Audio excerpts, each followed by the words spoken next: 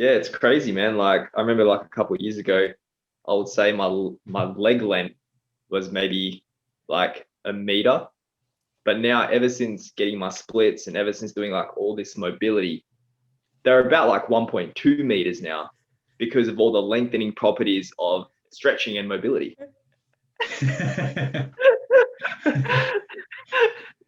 Do tell. Yeah, it creates that long lean muscle, you know. How do I get in on this secret?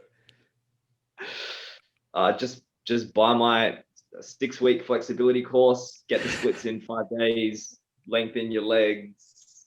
So if I lengthen my legs, will I be able to finally hit 6 foot at some point? Probably. Not saying 100% yes, but I am saying it could be a possibility.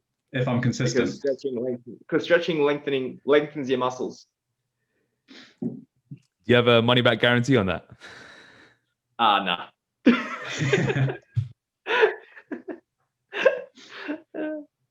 So do tell. What's this all about? Tell us about this new course. The flexibility one? Yeah.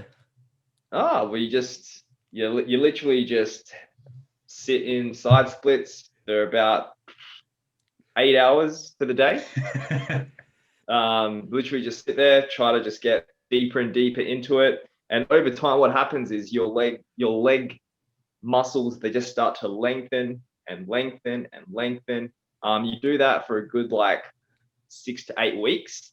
And yeah, you could probably add like 10 centimeters to your leg length. It's pretty crazy. You know, the problem is, if this is the first podcast anyone's listened to with R&T, they're going to be like, these guys are absolute idiots. Well, they're probably looking for this program. Yeah, they're doing splits right now. Put a stopwatch on for 8 hours. Yeah. You have to listen to these words in the splits. Yes. Yes. Be one with the split. You must concentrate. Yeah. No. So what's the theory behind this? No, let's move on. No. I was actually being serious. Like, what's why are you talking about? Why are you talking about this? Like, what's this coming from? Well, you hear a lot of these myths how stretching makes your muscles appear longer, right, and more lengthy. You know how people advertise that, come to our class that, you can lengthen your muscles and make them taller for aesthetic reasons or whatever. You can shape your muscles like through stretching. And I think we all know that is not really a thing. Your muscles either grow larger from resistance training or they just naturally grow larger through your natural progression of growth as an adult human. How much length you can gain from stretching is, I would say, pretty much nil. And what allows you to get into those end ranges and those lengthened positions is just, again, developing strength in as much range as you possibly can. That's all it is, all ever will come down to. So, but yeah, I've heard that myth propagated a lot, especially in like dance and gymnastics and whatnot. People say that you can lengthen your muscles and this and that, and that's why yoga gets that rep of, come to our class and lengthen yourself and you can be taller, this and that.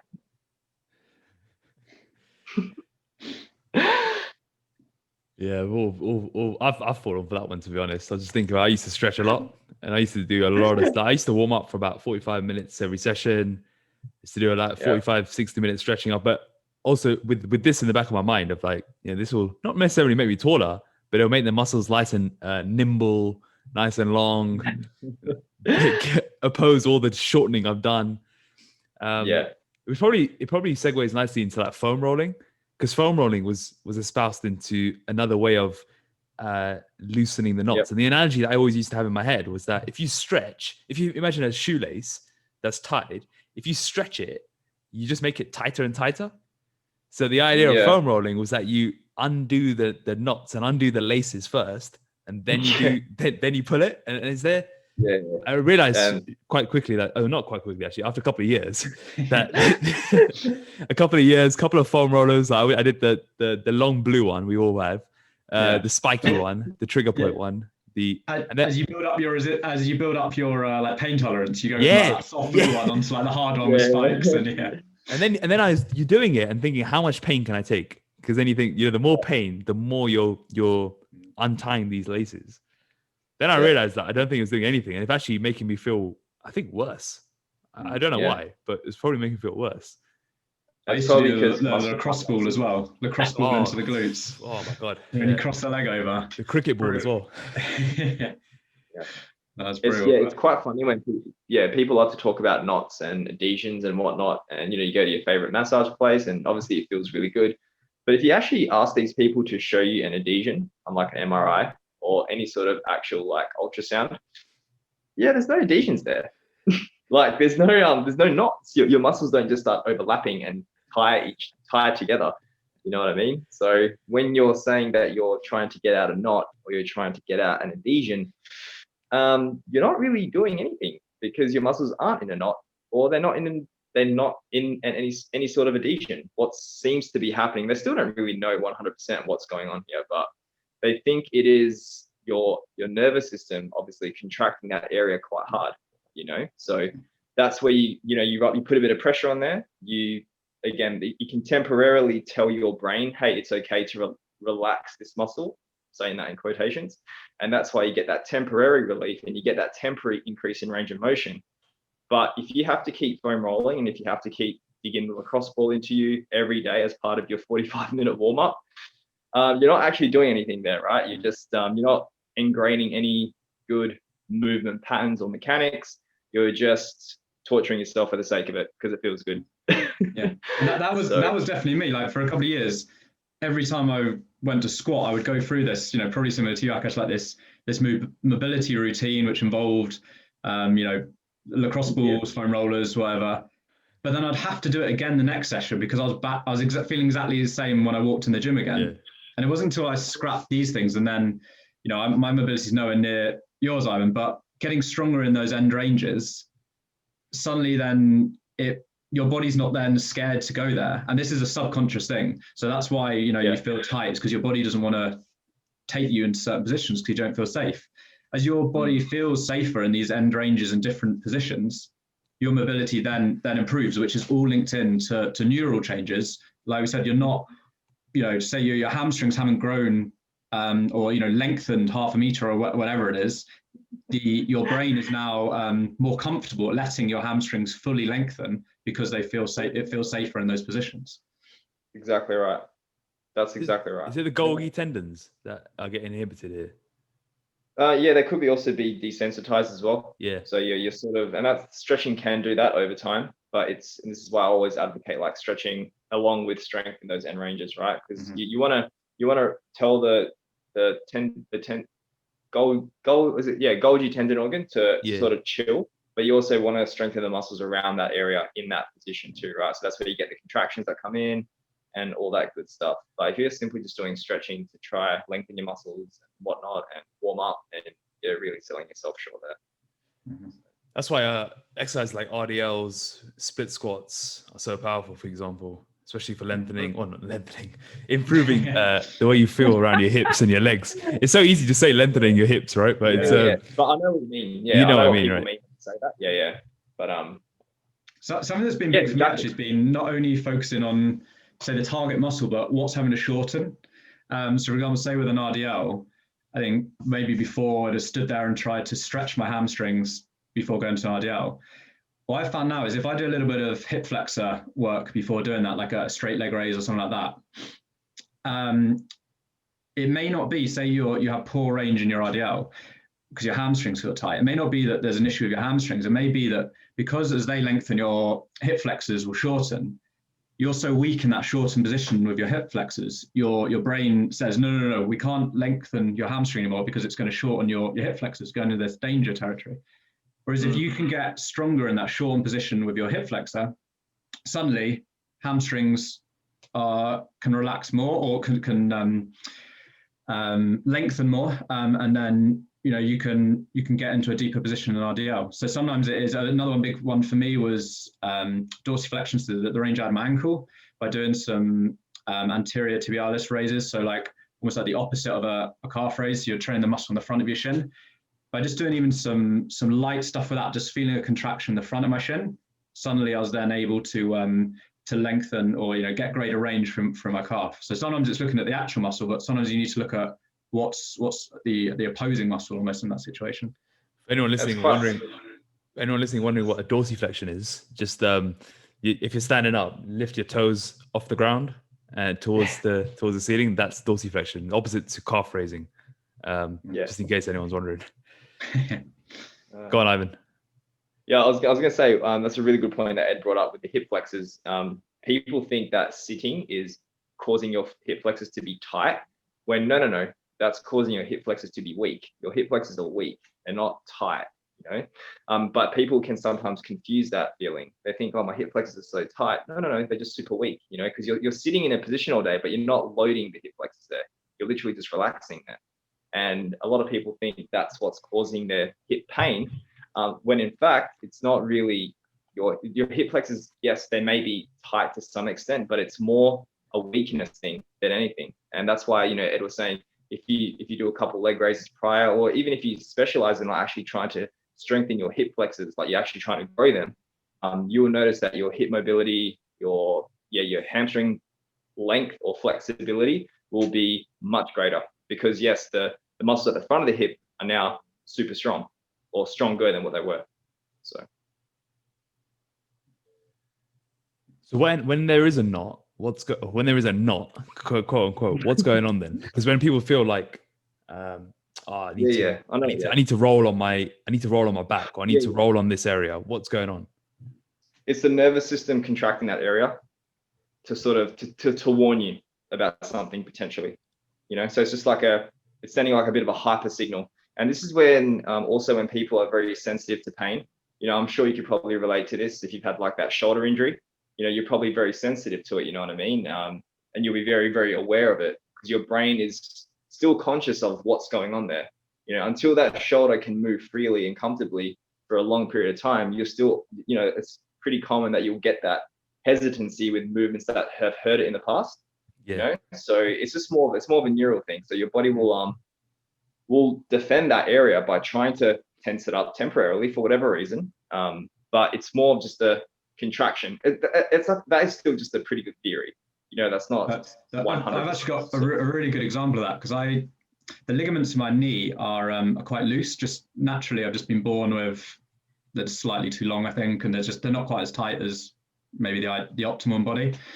So I find that my knee can come out of alignment slightly sometimes. And it's happened a few times. And there was one time I just moved to Ireland actually, and I was flicking a dumbbell up off my knees. If you go into like a shoulder press or something like that, I flicked it up and the dumbbell was halfway up in the air, and I'd obviously flicked it up when my knee wasn't quite lined up, and my knee just locked at just under 90 degrees. So I dropped the dumbbell and it just wouldn't loosen up. Normally it'll loosen after a couple of seconds. After 2 hours of just being stuck, like my leg just bent, in the end I got a taxi to the hospital just to see if they could see what was going on. And basically we got there, and they basically said that because my knee didn't feel safe in that position, because it come out slightly out of alignment, to protect me, my hamstrings are just contracted as hard as possible. But because this was like an involuntary thing, as like a protective mechanism, I couldn't stop it. I could try and force it. My hamstrings were killing me because they're in a max contraction for over 2 hours at this point. And I just couldn't straighten it. So I had two male nurses, one with his hand on my heel, trying to straighten my leg, the other one on my knee, trying to push it down on this bed. They gave me gas and air, and they just went until they could it took ages till they could overpower my hamstring. As soon as I went straight, they wrapped a brace on, hip to ankle, just so it was locked. And that's just like max contraction, which I had no control over, purely as just my body just going into like safety mode. No, you're not safe in this position. We're locking it down. Which just shows like, you think you're in control of your body, but if the body doesn't feel safe, it'll tell you what to do, really. It's intense. Fuck. Wow. Yeah. Sorry. Yeah. Wow. Listen to your body, eh? Damn. The shoulder thing's interesting though, because I know now when I'm doing, so I'm able to press heavier now, and as I'm coming up my brain is thinking of when the pain is going to come. It's like it's expecting the pain. It's at that stage where like I'm pressing and there's like no pain, and I'm like, oh, there's gonna be pain now, and then I do feel it or something. I'm like, told you. Yeah. There's definitely something to that. So we talked about long muscles, nimble muscles, and tall muscles. What about lean and bulky muscles, and toned muscles? Which ones are these, and how do we get these ones? I think I guess the best place to start is really just understanding that the muscle is muscle. If you're going to build muscle, it's muscle. You're not going to build there's no exercise that's going to build you a longer muscle or a shorter one, a bulkier one, a leaner one, whatever it is. If you add muscle, you are adding a certain tissue to your body. And then it's often, in terms of these things, where your body fat levels are in relation to that then determine the overall look. I think a good place really would be just to start by like defining what toning is. Really, if you want to get more toned, you're going to need to increase your muscle mass to give that the shape, and then reduce your body fat to then display that shape more clearly. And that's literally all it is. There's no difference to a male doing this, a female doing this. Anyone, if you're looking to build to deliver a more toned look, you need to build muscle and then ensure that you're relatively lean to show off that shape. And that is all toning is. It's crazy how this is mainly at women, right? Women are the ones who want the toned muscles, because all the magazines and media are geared towards shaping them and toning them and all these sorts of things. But the reality is, if you're a woman and you want to get toned, you want to build muscle. And that should be your goal, is to build muscle. And to build muscle, you have to do the same things as we do to build muscle. There's no physiological difference beyond, like, we can talk about maybe like hormones and the ability to actually build as much muscle, but the principles and the process of doing so is exactly the same. You have to eat in the surplus, you have to progressively overload over time, and you have to use good form and do that for a consistent period of time, and you'll build muscle and you'll build all the tone and shape that you want. And then when it's time, you get a little bit leaner and you'll get that look that you're after. And it's pretty much the same it's exactly the same for men and as it is for women. And if you're a woman who wants to, shape their glutes or round their shoulders or whatever it may be, it's just literally just building muscle mass. And you have to go through the painful, long process that we have to do to improve our physiques and add muscle mass as well. So if you're a woman listening to this and you've been wanting to get toned for a long time, understand that once you've gotten into shape, your goal should be to build muscle and spend time building muscle and getting as strong as possible for a long period of time. Yeah, and that's the thing. Like, you don't have to be in a massive surplus as well. A lot of females, especially if they've just started training, they can eat at maintenance or even slight deficit. And as long as they train hard and as long as they train with intensity and they train with the intention to grow muscle, there's no reason that they can't recomp. We see it happen all the time. But if you have a big goal of really wanting to grow your glutes, really wanting to grow your back, shoulders, or whatever it is, you need to be fueling that somehow, right? So you cannot be starving yourself and doing endless amounts of cardio and then thinking that you're going to grow glutes if you're not prioritizing your resistance training. So yeah, it's the same principles, right? And I think the thought of wanting to tone is almost linked in with the fear of getting too big. I think there is this built-in fear in predominantly women, but I mean, it's the same with some men as well.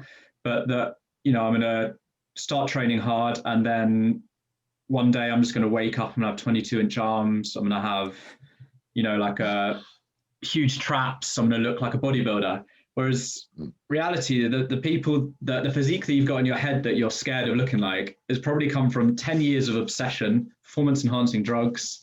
And so you just, doing 3 to 4 gym sessions a week, you're still relatively new to training. You're still learning how to train hard. If you're a woman, hormonally, you're not going to be in the most optimal way to just slam on loads of muscle if you're comparing yourself to, say, like a professional bodybuilder. And muscle building is a slow process, and it's you're never going to get to the point where, oops, I went too far. It's going to be continuing trying to push where you get to. Maybe one point you get to a point, you look in the mirror and you think, I'm really happy with the muscle mass I've got, and you can then just look at maintaining it. But there's no one I've ever met who's just woken up one day and just gone, oh no, that's gone way too far, just from waking up that day. Yeah. Yeah, getting too big is an issue that everyone worries about, but never actually happens. Yeah. I remember I was obsessed with 18 and 19-inch arms for a long time. Then I realized that it was never going to happen. And I just couldn't get past like 16 and a bit when I was flexing and super pumped. And then I was like, I don't think I'm actually going to get there because I think it requires drugs. And I just thought it could be achieved naturally. I thought 18-inch arms was like the minimum you had to be if you were a serious trainee. But yeah, I could only get to about 16 and a bit. But that was with a massive pump and flexing as hard as I could. So getting too big has never been an issue. Yeah. And just a quick one on that, right? Let's just say, even if you did get those 16, 17-inch arms, right? As you get older, as we all get older, what do you think is going to happen to all that eventually? You know, and that's a reality we all have to face, right? Like, we cannot just exponentially just keep growing muscle, you know, forever, you know. And again, if you have a lot of like body image issues, or if you're always trying to compare yourself to others and stuff like that, I think you're going to really, really struggle in this game for the long term, right? Because what's going to keep you training when the muscle building gains do slow down, which they will, you know. But I also think on that point, if we know as we get older, especially into like elderly years, muscle mass is something that will naturally drop down. Obviously, that can be limited by remaining active, continuing with resistance training and things. But if we know that it's things are going to start to reverse on us as we get older, if we can start in a great place, it means that, you know, if you're in a great place at 60, and then you keep resistance training, you stay active, you can then really minimize that. And then when you are 80, 85, you're probably in the best position an 80, 85-year-old can be in. If you've never done any of that, you're starting at this terrible point. You're then not doing anything to maintain what you've got, so it's only going to get it worse. And then you turn up, and then you get to 80, and you have a terrible quality of life because, you know, even if we take away aesthetics, you have really low strength levels, which you might think, oh, I don't care what I can deadlift. Yeah, but when you're 80, you might care how easily you can get out of from a chair, how far you can walk. If your bone density decreases massively, your chance of dying is massively high. There's a huge correlation between falls and death. I'm pretty sure the last time I checked the stats was if you have a bad fall over, I can't remember the age, maybe 70, 75, it's pretty likely you're going to die in a year. And it's something, you know, I've maybe misquoted that a little bit here, but like that's basically the message of it. And it's because you're more likely to have a fall if you're weak, basically.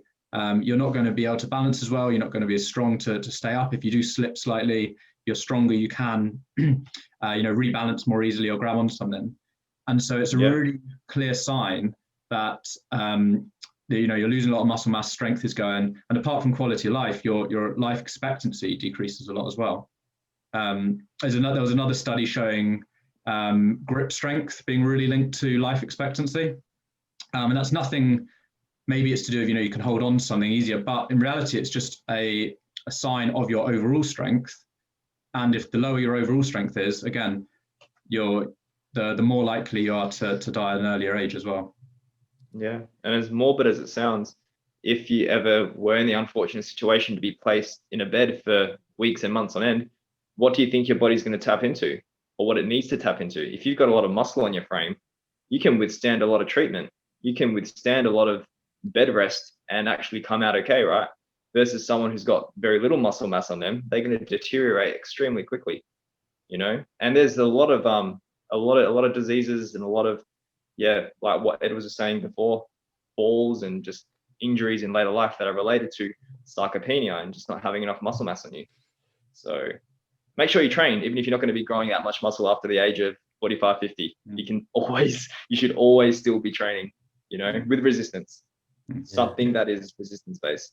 That's why the aesthetic goal shouldn't be front of mind, because there's so much more to it. And this is one of the key ones, especially when you're over the age of 40, it just becomes more and more around longevity, because it is like the reality that you guys have spoken about here. I think the other thing we should talk about is the body image and body dysmorphia issue, because that's obviously tied into a lot of these claims around dense muscle, bulky muscle, lean muscle, thick muscle, all the different types that we discuss. That's what people are hearing, and they're wondering why they haven't got that kind of muscle. I think we've discussed now that muscle is muscle, but there's also something to be said for not worrying about the external gratification and not falling into comparison syndrome. I've had my own experiences with comparison syndrome, where for years I was thinking, why have I not got the 18-inch arms? Why am I not 200 pounds lean? And all these sorts of things, because I wasn't educated in myself enough to know that these things were beyond the remit of a natural person. My comparison syndromes stem from I think it was like the steroid world, because I was surrounded so much by the bodybuilders and people that are using steroids, and why? Because I just thought, they've got an advantage, but they haven't got that much of an advantage that I can't catch up. I was in that mindset of like, I'll do it naturally and I'll catch up with them naturally, which you just can't do, right? But that only made the comparison syndrome worse and worse, because it's like, why don't I look like that? And it's not until I internalized the whole thing and I just realized what was going on and educate myself enough that the external sort of validation or comparison started to disappear. But until then, like, it adds a lot of stress and anxiety. And, we come across people that have these body dysmorphia tendencies. And sometimes you wonder, like, you're making really good progress, or you're someone who's doing really well. Why aren't you, what are you comparing yourself to? But it's these false ideals and the lack of education. Yeah. I think all of us have been there, especially being PTs on the gym floor. That's all we're surrounded by. And again, that's back in the, back then, my thought pattern, I'm sure you guys could relate, was that was a big selling point for you. If you look the part, you will get clients. You know what I mean? And then what happens is, I think subconsciously, like when I look back, you start associating how you look with who you are as a person. You know what I mean? Your self-worth as an individual is solely based on how jacked you are.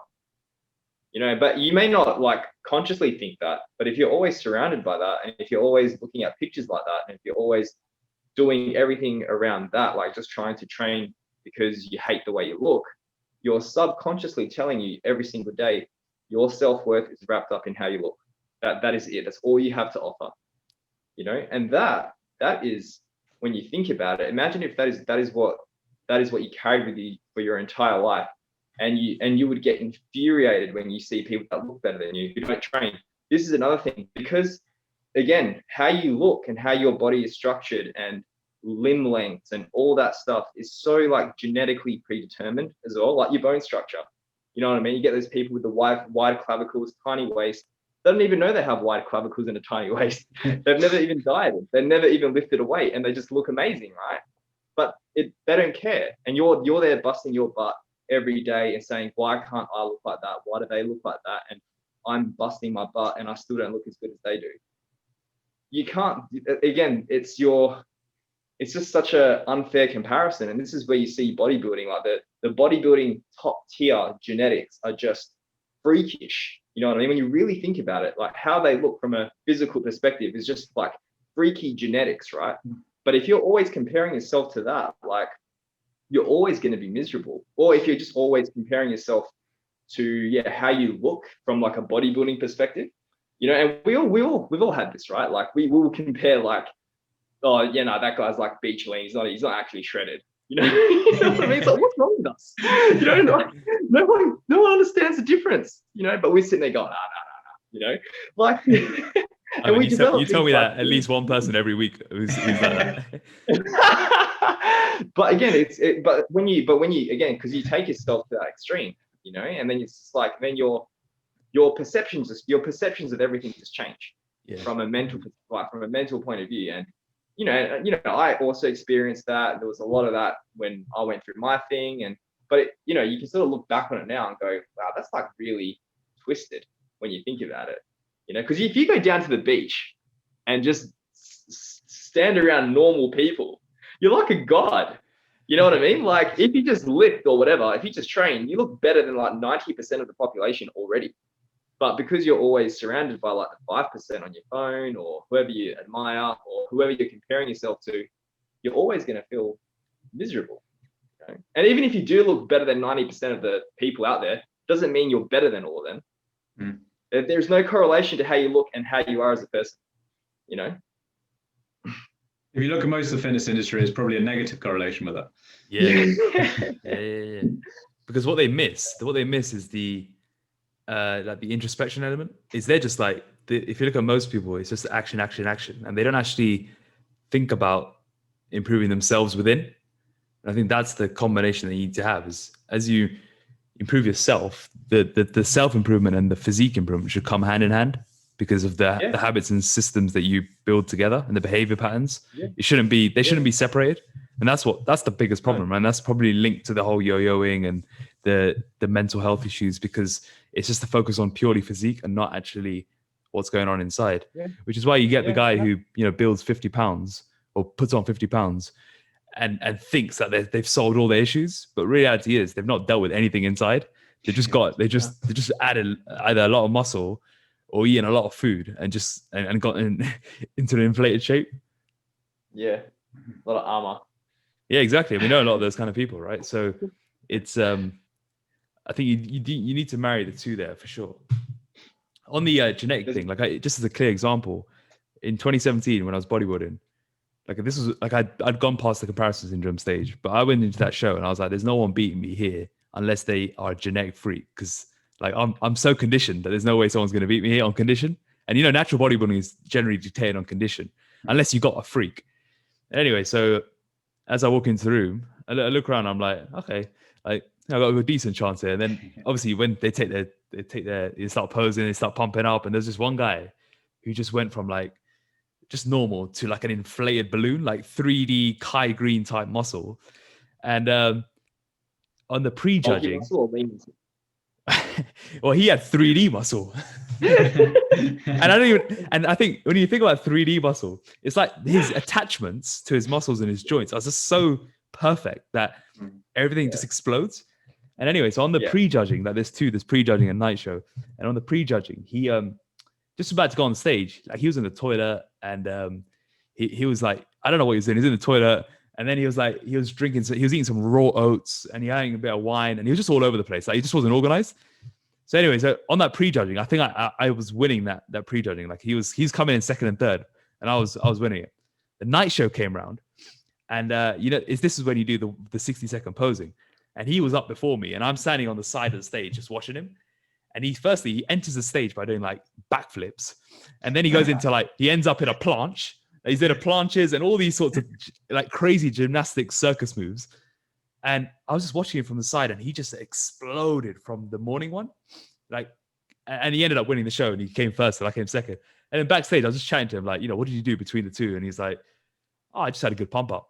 I was like, what do you mean? He's like, you did it the first time? He's like, no, first time I was in a rush, and I just didn't get a chance to properly pump up and carb up. So this time, I just did a bit of a carb up and pumped up properly, and came in looking my best. And I was like, oh, like, how long did you prep for this show? And he goes, I did about 6 weeks. And I was like, and he's like, what about you? So I did 21. And he was like, and I was just like, at that point, I was like, you can't beat genetics. Like at that point, and the judges said like, you beat him on condition, but he was just so much better muscularly. And he had a fuller, more round look that he edged you physique wise. And I was like, yeah, fair enough. Like, I can't beat that. I did my best. And that's that. Yeah. I think it's worth just get upset about that. Yeah. But I think it's worth also just explaining to like some listeners, like some of the differences genetically you can have. Like I know you just alluded to like the size of your joints. If your joints are just smaller, then your muscles around that will appear bigger. The length of your limbs will affect things, because even the same amount of muscle spread over a longer limb isn't going to look as round or as maybe shapely. Likewise, there will be differences, and it might only be small in terms of actual measurement, but it makes a big difference in terms of your visual, where your different muscles attach. So for some people, a muscle might attach just a very small bit further down the arm or wherever, but it does make a big difference in terms of how far that muscle's kind of spread out. And so when we talk about these, the top level bodybuilders, they are like the top 0.1% genetically in terms of having this amazing body structure. And then some people will just be more genetically inclined to build muscle. You can have two people doing the same program, eating the same way, and one person will just will build more muscle just because their body is more built for it. In the same way, in terms of performance enhancing drugs, you can give two people the same amount of drugs. Some people will be more receptive to it than others as well. And it's just the same way. If two of us try and learn Spanish, one of us might learn it quicker than the other. We just have different things that we're more prone to. Yeah, and even with body fat, you can have two people with the exact same body fat levels on like paper, yet look completely different, just because of how they hold it. Yeah. Well, I put my photos into the group the other day, and I think it was pretty clear from the front. I'm looking okay, and I've got everything's hanging on my back, which my wife always says I'm really lucky because as long as you don't turn around, you look all right. But at the same time, if someone was exactly the same body fat, like you were saying, Ivan, but held it on the front, that you could look very, very different. The most annoying is when they hold it all on their legs and they just got lean upper bodies. And you're like, where is all the body fat? Like, why? What are you doing? And then you look at their legs and you're like, okay. Yeah, keep those trousers on. Yeah, that's a lucky one. I'm more prone to midsection. My back stays leaner. Yeah, I'm the legs. Yeah, legs stay lean. Or you? No, I'm the opposite. Upper body stays lean. Legs are the last place to go. But I still hate that myself. I'm like, no, get them lean. So I know the truth. Yeah. Well, this is the thing. It's like if you just take away like the metrics, the measurements, the pictures, it's just about you just need to get a little bit better yourself each week. And if you make that the goal, as opposed to 18-inch arms or a massive chest, which again is so driven by genetics, you'll save yourself a lot of mental pressure. And I think the goals like that are also just like emotionally charged as well. And I reckon they're short-lived. I want a massive chest. Why? Because okay, that's cool. What's a massive chest going to give you? Oh, more ladies. Is it though? Is it really? Like, but if the goal is no, I just want to get stronger in the gym every week. I want to push myself. I want to see what I can do from a mental perspective. I want to really try to push the bench press up over the next year, just incrementally, and just do the best I can week on week. Are you going to have a better chest by the end of the year? Probably. But the focus was completely different. Your focus was, I just want to get better in the gym. If I do that, everything else will take care of itself. And my chest will grow as much as it wants to grow. Sometimes it won't grow at all. but that's fine because fine. Yeah, that is fine because you've taken the action steps that are going to benefit you over the long term in your life. You pursuing the goal in and of itself just for the sake of it is what's going to benefit you over the long run. And this is why a lot of people, the best coaches are never usually the best athletes. A lot of these genetic top tier bodybuilders are horrendous coaches. Horrendous. They don't understand gen pop or normal people. A lot of us, I would say a lot of us are genetically quite average. So we've had to work hard to learn things, to do things, and to really work hard for everything that we've got, and that's what probably makes us better coaches than people who are genetically just incredible, but can't really offer anything else to anyone else, really. There's no empathy in those coaches or those people. Or just no understanding. Yeah, no understanding. And that's fine. That's cool. Be an elite athlete, but don't think you can give advice to people that you have no idea of how to relate to, Yeah, and the problem is the general population won't understand the difference. And they'll see the genetic athlete and think, he must really know what he's talking about. But when you speak to them, they're usually the dumbasses. Yeah. Or even they can still kind of talk their way in theory, but either not want to or just can't apply it to someone else. Yeah. That's why it's always good to see where someone started from and see what they've done, Yeah. If you look at Phil Heath, the first, before he'd even lifted weights, he just used to play basketball. Oh God. He looks better than I'll ever look in my whole life. Like, Ronnie Coleman walked into the gym at 17 and the owner could see veins through his quads, through his like skins. Yeah. Yeah. And he was working at like McDonald's or like Burger King and was having like pizza every night for dinner and stuff. just because it was cheap, you know, and he would just rotate different takeaways every night because he was getting bored of like McDonald's and stuff. Yeah. If we did that, we just look skinny fat, right? Yeah. I think so much of it, when it does come down to, you know, what you're trying to achieve and why, just comes back to what we've said so many times about falling in love with the process rather than the goal, though. Because I think if you go back to the big chest, if you put it all on getting that massive chest, you can hate every workout you do, but 2 months in, you just lose, you know, that big chest doesn't seem worth it. Whereas if you can just love making those progressions with your pressing and your other chest work, some weeks you'll get some progression, some weeks you won't. But as long as you love that journey to try and improve and try and better yourself each time, take yourself to a new place mentally in those sessions, then you're going to love doing it. And then if your chest gets substantially bigger, then brilliant. But almost the physical change just becomes that byproduct and a nice extra on top of that self-mastery that you're pushing for. When you go on, Ivan. I was going to say, and that's what keeps you training forever. Yeah. Because you love that process. But I think we've all said this before. If we knew that we couldn't grow any more muscle tomorrow, we would all still be training because of everything else it offers us, right?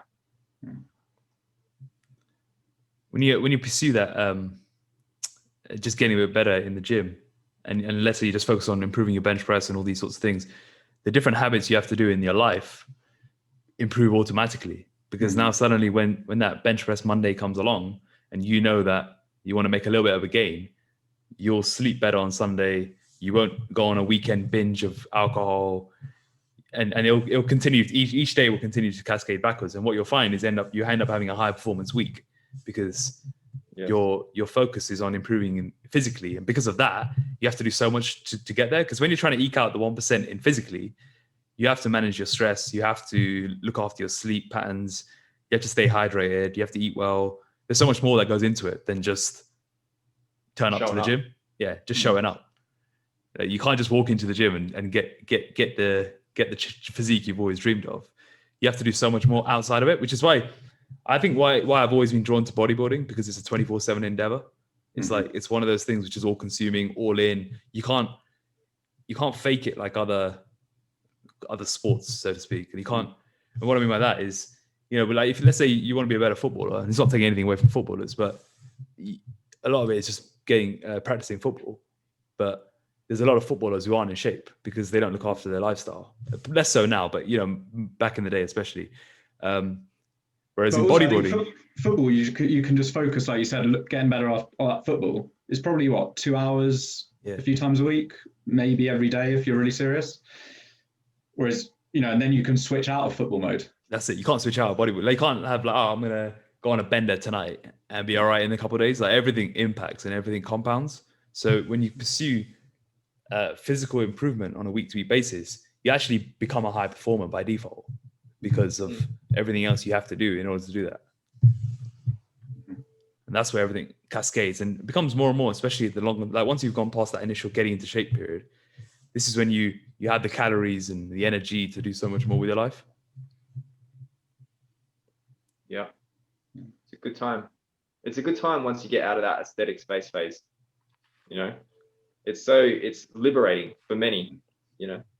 I actually feel like for me, when I made that shift, is when I started making the best progress I've made, because you get drawn away from these fads and quick fixes of, oh, do I need this little supplement during my workout to help with my chest pump, or this or that, or, and you know, you don't get disheartened if you have a different meal on a Sunday and you end up looking little bit more watery the next day or something like that. Those things just don't play into your mind as much. You're just focusing on just going there and doing what you love. And as long as you're doing that, that's going to help you be consistent more. As long as you're working hard consistently, that's always going to trump, you know, these short bursts of really motivated, I'm gonna get big arms for 2 weeks reactions. Their reactions. Their reaction is to seeing someone, one of your friends with big arms or something, or seeing someone that you don't like looking better than you for whatever reason, and you're basing that response, or you're basing that that emotional response to get into like a 6-week arm blasting workout thing because you think you getting bigger arms than him is just gonna then just change your life. Yeah. Yeah. On the thing with the watery feeling on a Monday morning, you get a lot of people who, for example, won't weigh in after a bigger meal or won't take pictures because they're like, I had a big weekend, so I won't take pictures on Monday. And this is not just referring to like any clients or anything like that. This is just general. Is that they won't want the accountability around that because they won't accept that it is what it is.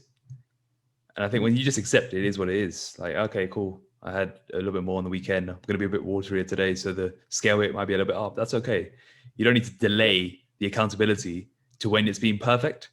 You know the kind of situation I'm talking about. It'd be like, if we do speak in a client scenario, it's like, the client who normally checks in on Monday, but say, check in on Tuesday or Wednesday because I had a big weekend. So I just want to see what the normal scale weight should be.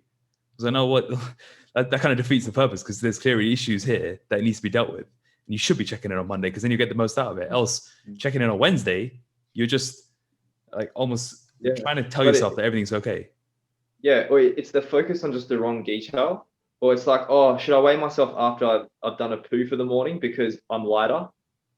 No, like you're missing the point. Like that's, you know what I mean? Like that's not what or people will take their morning weigh-in and then they'll weigh again like a couple hours later after they've defecated, and they think they want to use that weigh-in instead of just the one they used in the morning, and it's just like, no, we're not, it doesn't matter what your real weight is or not. We're not, again, it's the habits and the processes that we are focusing on, you know what I mean? Because you can take a laxative the night before and then wake up and then go, I'm a kilo lighter. Yeah, but you're not though, like that's if you have a bit too much alcohol to drink, you'll probably wake up really dehydrated the next day. If you step on the scales, it's very it's perfectly likely you could actually have a weight drop. That's not because you've beaten energy balance and you defied science. It's just you're just really dehydrated. Once you hydrate again, you'll then see what the real story is. But if you then try and run away from that, you're running away from reality and just trying to live in this perfect time. Say when you check in later on a Wednesday, once your body's kind of dropped the water or kind of gone back to a more stable place. Yeah, so they'll check in and say, I'll drop you the measurements in a couple of days. So I don't want it. I don't want the measurements in a couple of days. I want it now because that's what the reality of the situation is. And this is how you address what's really going on, because if you're thinking this is like something, and we've all been there, like this is something we've all experienced. Like if you're feeling like you're delaying accountability for whatever reason, there's something there to be said for asking yourself why and what's causing these issues for you to run away from. Yeah, that's massive. I think whether it's to do with the scales, what happened to the weekend, or whatever it is, if you're avoiding whatever your accountability measures are, whether you're checking in with a coach, whether you do your own measurements, whatever, if you're running away from that accountability, you need to ask yourself why, because that is going to be the biggest thing holding you back from making the progress that you want. It's like in 2014, when I was binging and gaining on a crazy rebound, I didn't weigh myself for 8 weeks because I was like, firstly, I kept telling myself I was gaining muscle and it was just water weight. I had a couple people actually tell me, it's just water weight, don't worry. And that just fueled it even more. But the reality was I was running away from accountability. I didn't take any pictures. I didn't take any measurements. And then I was like, when I did, I was like, nah, this can't be right. Scales must be broken or something like that. But it's just the fact that you just need to keep your accountability throughout the year. And this isn't, it can be to anyone. It can be it needs to be to yourself more than anything. You need to hold yourself accountable here. And take responsibility and ownership of that. Yep. Yeah, because that's the thing, your behaviors will always catch up with you, right? Always. Or and if you start, I've also had this before, you'll have people check in and they'll say, I went pretty went pretty hard on the weekend, but it looks like I've got away with it. Yeah. That sort of language. Got away with what? You're not what? You killed someone? What? You committed a crime? Like, no, you just had some extra food. You doesn't like just because your weight has not shifted, right? This is another big misconception. Like, oh, I've been eating all this food and I haven't weight trained this week and my weight's come down. What? So resistance training causes me to gain weight, does it? No. You could literally be the same weight, but you could have you could recomp completely. You know, when people come back from holiday and they're like, oh yeah, I'm the same weight, even though like binged and did this, did that. I'm the same weight. Yeah, but you look very different, don't you? You know, like there's a huge difference in how you look. But again, people are still basing their overall progress on whatever that scale number is. You know what I mean? They still think that is the be all end all. You know, oh, my weight stayed the same after a big cheat week. Oh, cool, I got away with it. Is that a mentality that sets up a really bad relationship with food, because you end up just trying to cheat the scale each week, and you may have had terrible nutritional practices, be building this terrible relationship, but as long as you're keeping your weight within that certain range, you kind of think you're doing okay. And to do that, you might be fasting all day and then just having a tub of Ben and Jerry's for dinner, but like the weight's holding, so you think that's all right. Whereas in reality, like, is that sustainable? And like, even if you take away all deep nutritional knowledge, like common sense, do you think fasting all day and then nailing a Ben and Jerry's each night is a good way to eat? Like, and at that point, it's that, you know, the scale just clearly doesn't tell the full story, because like you said, 50 kilos for one person isn't 50 kilos for another. Like, it's not the same thing. And just going beyond the weight, I'd rather be, 2 kilos heavier from body fat with a great relationship with food, control over myself, than 6 months later still in this horrible cycle of trying to just cheat the scale every time. You know, with the scale thing, I find that those who haven't been training for as many years, especially, or haven't been training hard for as many years, they will get that negative recomp more often, and they will chase they will base it on the scale, but they won't realize they're getting a negative recomp because they're obsessed with staying, say, 50, 60 kilos. But without pictures or without certain measurements, they won't realize that they're actually losing muscle because they suddenly start not training hard. This is very common, that you're turning up to the gym, but you're not training hard anymore. You're missing a lot of sessions. And because your body isn't used to having new muscle, that will go quickly, which is why if you're training hard for years and years and years, you can stop training something for a couple of weeks and even months and you'll be completely fine. It's like when I've had injuries in the past and I've not been able to train a shoulder for like 3 months, I don't really lose any size because I've trained for so many years, and the body's like, this is normal for me to have this muscle. It will slowly go unless you start stimulating it. But for people who've not been training hard for many years, and I would say it's actually multiple years, it's not even just like a year. If you've not been training hard for a lot of years, you will struggle with negative recomp if you don't keep up basic maintenance. And that maintenance has to be applied with intensity. So you're better off doing 1 and 2 very, very hard sessions than 3 or 4 half-assed ones, which you think are maintaining anything, but actually maybe setting yourself up for muscle loss over time. And that's a real issue that people who haven't been training for too long will face. And it's a massive thing, I think, in investment phases. If people are focusing on muscle building, they get to this position where they just want to tick off each element of their week.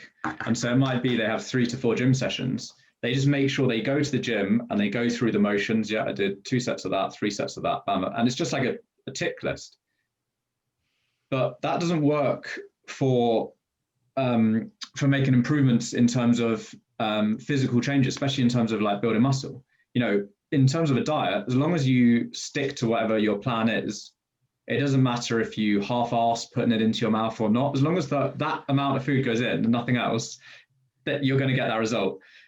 When it comes to training, though, doing 3 sets of 10 half-assed gives completely different stimulus to your body than 3 maximal sets, when you're actually going really hard. And that training hard includes good form with high levels of effort combined.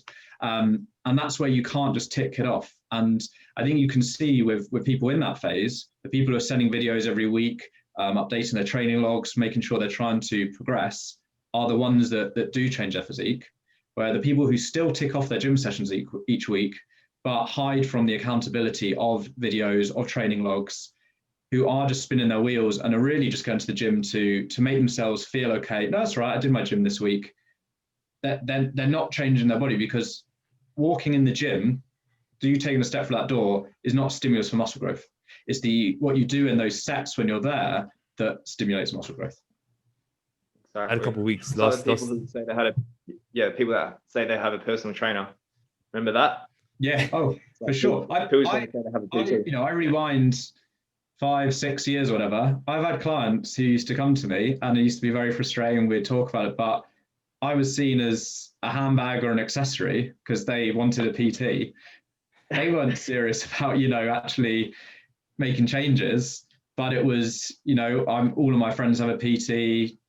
I know when I'm out for cocktails with the girls, I want to be able to say, oh, I've got, my PT, and it potentially for some people, I think makes them feel better if I binge at the weekend, but no, don't worry, I booked in with Ed on Monday. So. Yeah, I had a couple of weeks of lockdown where I just couldn't be asked to do a full workout because it just got sick of training at my desk. So what I was doing just to like kind of keep things going was literally just doing like 20-30 minutes, but making really hard sets.